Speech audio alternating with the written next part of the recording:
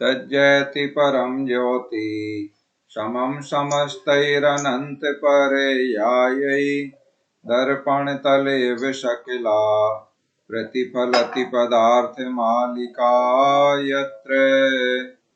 7 शील व्रत पालन करने के लिए प्रेरणा दी गई है। श्री पुरुषार्थ सिद्धि उपाय ग्रंथ जी में आचार्य श्री अमृतचंद्र स्वामी जी महाराज कह रहे हैं कि 5 पापों का आपने त्याग किया है। पाप हमारे लिए दुख देने वाले हैं, तो इन पापों से बचने के लिए 5 पापों का त्याग कर दिया और 5 अणुव्रत आपने धारण कर लिए हैं। तो इन अणुव्रतों को और अच्छे तरीके से पालन करने के लिए हमें 7 शील व्रत का भी पालन करना चाहिए। इससे इन अणुव्रतों के गुणों में वृद्धि होती है। तो ऐसे 3 गुण व्रत पालन करना चाहिए, जिनके पालन करने से अणुव्रतों के गुणों में और वृद्धि हो जाती है। और 4 शिक्षा व्रत भी पालन करना चाहिए। शिक्षा व्रत विशेष रूप से मुनि धर्म या सकल संयम महाव्रत पालन करने की ओर अग्रसर करते हैं, शिक्षा देते हैं, इसलिए शिक्षा व्रत कहलाते हैं। और ये 3 गुण व्रत और 4 शिक्षा व्रत मिलकर के 7 शील व्रत कहलाते हैं। और ये 7 शील व्रत 5 अणुव्रतों की रक्षा करते हैं, उनके पालन में परिपूर्ण करते हैं। अब क्रम से पहले गुण व्रतों का वर्णन किया जा रहा है। आज हम 3 गुण व्रत में से प्रथम गुण व्रत जो दिग व्रत नाम का गुण व्रत है उसके बारे में जानेंगे। उसके बाद आगे फिर देश व्रत और अनर्थ दंड व्रत का भी वर्णन चलेगा। तो श्लोक दोहराएंगे। दिग व्रत का वर्णन। प्रविधाय सुप्रसिद्धैर मर्यादां सर्वतोप्यभिज्ञानै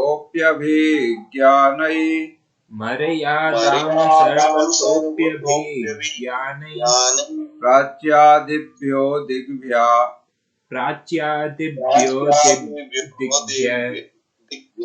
कर्तव्या विरतिरविचलिता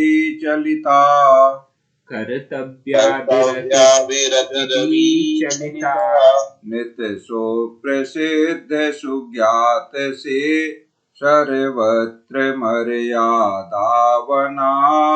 उससे वही पूर्वादि दिश में नहीं जाना सर्वथा। सुप्रसिद्धई माने भले प्रकार प्रसिद्ध है। अभिज्ञानई ग्राम नदी पर्वत आदि भिन्न भिन्न लक्षणों से सर्वथा माने सभी दिशाओं में मर्यादाम प्रविधाय माने मर्यादा करके। कहाँ कहाँ मर्यादा करके? सभी दिशाओं में। सभी दिशाओं से मतलब क्या है? दिशाएं 4 होती हैं, सभी जानते हैं, पूर्व पश्चिम उत्तर और दक्षिण। इसके अलावा 4 विदिशाएं और ऊपर और नीचे, इनको भी मिला दें हम 4 दिशाओं में तो ये 10 भेद हो जाते हैं दिशाओं के। 4 दिशा, 4 विदिशा और ऊर्ध्व और अधो, इस तरह से 10 दिशाओं की मर्यादा की जाती है। और वह भी जीवन पर्यंत के लिए मर्यादा की जाती है।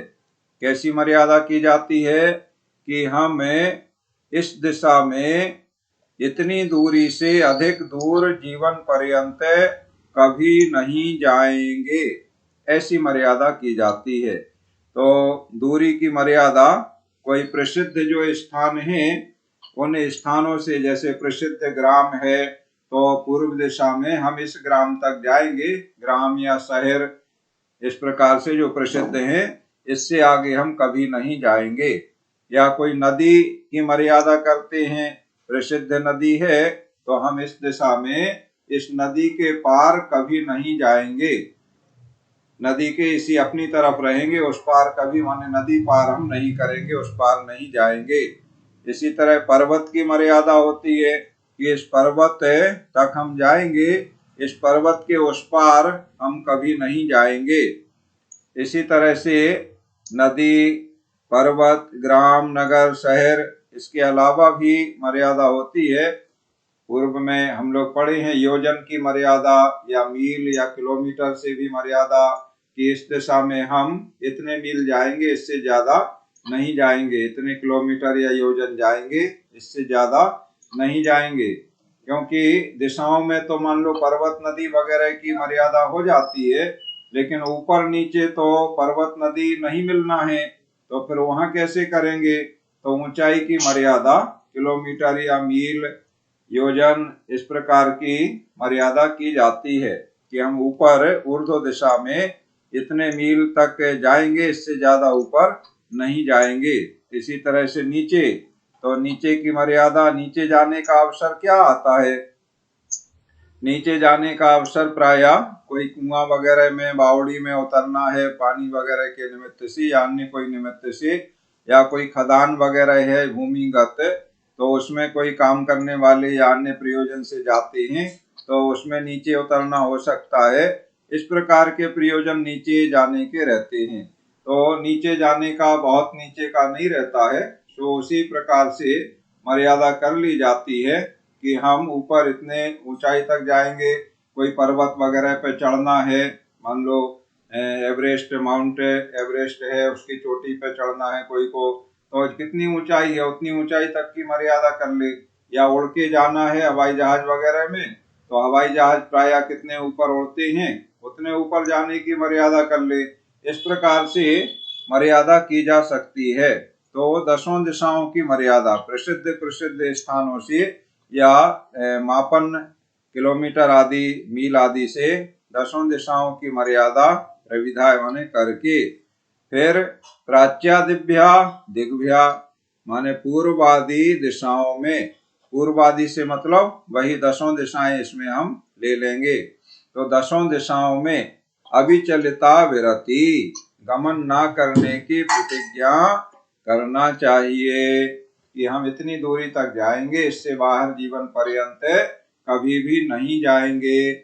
इस प्रकार की मर्यादा करना, इसे दिग्व्रत नाम का गुण व्रत कहा जाता है। इससे अणुव्रतों के जो गुण हैं, पांचों अणुव्रतों में या 5 पाप के त्याग में प्रमुख है हिंसा पाप का त्याग है, और अहिंसा अणुव्रत है। तो वो अहिंसा की सिद्धि होती है, अहिंसा और हिंसा ही मुख्य है सभी जो व्रतों में या पापों में। तो उससे अहिंसा की सिद्धि होती है, और हिंसा पाप से बचाव होता है। किस प्रकार बचाव होता है ये आगे के श्लोक में बताया जाएगा। अभी श्लोक हम दोहराते हैं। प्रविधाय सुप्रसिद्धैर् मर्यादां सर्वतोप्यभिज्ञानै प्राच्यादिभ्यो दिग्भ्या कर्तव्या विरतिरविचलिता। अब आगे बता रहे हैं कि दिग्व्रत धारण कर लिया तो उससे किस प्रकार पापों से बचते हैं, और दिग्व्रत पालन करने का क्या फल होता है। श्लोक दोहराएंगे। इति नियमित दिग्भागे, इति नियमित दिग्भागे प्रवर्तते यस्ततो बहिस्तस्य, प्रवर्तते यस्ततो बहिस्तस्य सकला संयम विरहात्, सकला संयम विरहात् भवत्यहिंसावृतं पूर्णम्, भवत्यहिंसाव्रतं पूर्णम्।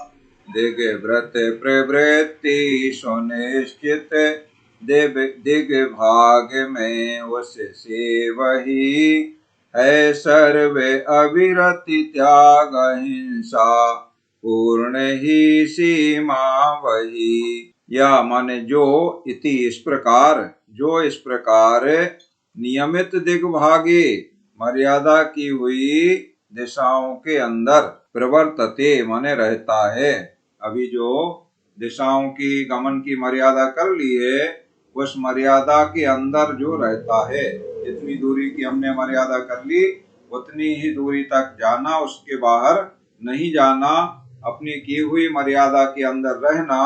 तो इस प्रकार जो मर्यादा के अंदर रहता है, तस्य माने उस पुरुष को, तथा वही उस क्षेत्र के बाहर के, सकला संयम विरहात, सकला संयम से बन जाएगा सकल असंयम, दीर्घ संधि है इसमें, सकल धन असंयम तो बन गया सकला संयम। तो हम इसको संधि विच्छेद कर देंगे तो सकल असंयम माने समस्त असंयम के, विरहात माने त्याग से, पंचमी विभक्ति में त्यागात, त्याग पृथक होना अर्थ में पंचमी विभक्ति होती है, तो विरहात माने त्याग से, सकल संयम के त्याग से कहें या कारण कहें, त्याग के कारण, पूर्ण अहिंसा व्रतम भवति, पूरी तरह से माने परिपूर्ण अहिंसा व्रत होता है। देखो पूरी तरह से अहिंसा व्रत होता है, ये फल है दिग्व्रत का। क्या फल है कि उसने, उस श्रावक ने हिंसा पाप का एक देश त्याग किया है, अणुव्रती बना है, उसकी अभी विकल चारित्र है, पूर्ण संयम नहीं है, सकल संयम नहीं है, और अपने अणुव्रत के साथ में उसने दिग्व्रत धारण कर लिया है। तो दिग्व्रत में 10 दिशाओं की मर्यादा कर ली है, अब मर्यादा के क्षेत्र के अंदर वो रहता है, उसकी हुई मर्यादा के क्षेत्र के बाहर कभी नहीं जाता है, जीवन पर्यंत के लिए उसका त्याग है, कभी नहीं जाएगा। तो जो मर्यादा के बाहर का क्षेत्र है, उस बाहर के क्षेत्र की अपेक्षा से वह समस्त असंयम का त्यागी है, माने बाहर के क्षेत्र से संबंधी ना कोई वस्तु से उसे प्रयोजन है, ना वह मन में सोचता है, ना कोई चीज अपनी मर्यादा के बाहर भेजता है, ना मर्यादा के बाहर से मंगाता है, ना कभी जाना है, ना वहां से किसी को बुलाना है, उसे कोई प्रयोजन नहीं है मर्यादा के क्षेत्र के बाहर, उसकी सीमा में, उसकी मर्यादा में जो कुछ है उसी से उसे प्रयोजन है। तो मर्यादा के क्षेत्र के बाहर की अपेक्षा से वह संपूर्ण हिंसा के पाप का त्यागी माना गया है, माने पूरी तरह से हिंसा का उसके त्याग है। पूरी तरह से मतलब स्थावर हिंसा का भी और त्रस हिंसा का भी त्याग है। अणुव्रत में तो उसने केवल त्रस हिंसा का त्याग किया है, और त्रस में भी केवल 1/4 हिंसा का त्याग किया है, 4 आने हिंसा, त्रस में भी 25% केवल। कैसे 25%? देखो स्थावर तो बिल्कुल ही नहीं किया, केवल त्रस जीवों का किया है, और त्रस में भी 25% किया है, 75% त्रस हिंसा का त्याग उसने नहीं किया है। इतना सा छोटा सा अणुव्रत का पार्ट है केवल, और यहाँ पर उसको महाव्रत के समान मान रहे हैं, माने उस मर्यादा क्षेत्र के बाहर की अपेक्षा से वह संपूर्ण त्रस हिंसा का भी त्यागी है और संपूर्ण स्थावर हिंसा का भी त्यागी है। ना उसे त्रस हिंसा का पाप लगेगा, ना उसे स्थावर हिंसा का पाप लगेगा। इस प्रकार से वह उसके पूर्ण परिपूर्ण अहिंसा व्रत होता है। जैसे महाव्रती मुनियों के पूर्ण महाव्रत होता है, सकल संयम होता है, महाव्रत कहलाता है, ऐसा ही उसके भी जितने क्षेत्र में वह रह रहा है या आ जा रहा है, उतने में तो अणुव्रती का उसको फल मिलेगा, और उस क्षेत्र के बाहर की अपेक्षा से उसे पूर्ण अहिंसा व्रत पालन करने का फल प्राप्त होता है। तो महान फल होता है, बहुत श्रेष्ठ फल होता है, कई गुना फल उसका बढ़ जाता है। इस तरह से अहिंसा व्रत के गुण में जितना गुण उसके पास था, अच्छाई थी, उसमें बहुत ज्यादा वृद्धि इससे हो गई है। इसलिए ये गुणों में वृद्धि करने वाले गुणव्रत कहलाते हैं। तो गुणव्रतों में से पहला दिग्व्रत का वर्णन आपने समझ लिया है 2 श्लोकों में। श्लोक दोहराते हैं। इति नियमित दिग भागे प्रवर्तते यस्ततो वहिस्तस्य सकला संयम विरहात् भवत्यहिंसा व्रतम पूर्णम। इस तरह दिग्व्रत का वर्णन पूर्ण हुआ 2 श्लोकों में। अब आगे दूसरा जो देश व्रत नाम का गुणव्रत है, उसका वर्णन भी 2 श्लोकों में चलेगा, कल उसे हम समझेंगे।